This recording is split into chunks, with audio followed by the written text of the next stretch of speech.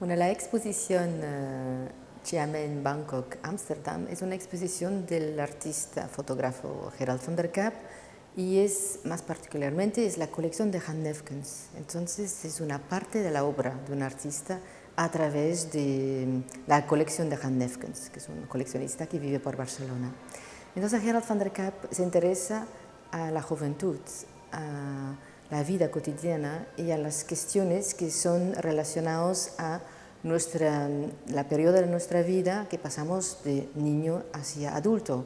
Y que es una época en la cual pasan muchas cosas, hay muchas preguntas, en cada cultura también se vive de otra manera y él ha intentado con esta exposición demostrar un poco de la vida cotidiana de cada cultura en cada ciudad, porque ha ido a las 3 ciudades, ha vivido por allí y ha intentado a través de su estancia y su experiencia y viviendo con estos jóvenes de mostrarnos una parte de la vida cotidiana de estos jóvenes, cómo comunican, cómo viven, lo que les apasiona, cómo viven su mundo, el urbanismo, el amor, todas las cosas de la vida. This exhibition is actually made in different places. One is Amsterdam, that's where I live.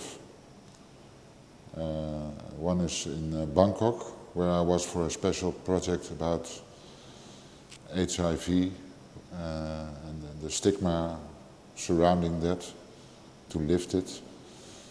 So I made pictures of some students and did some little interviews with them, which you can see below the pictures.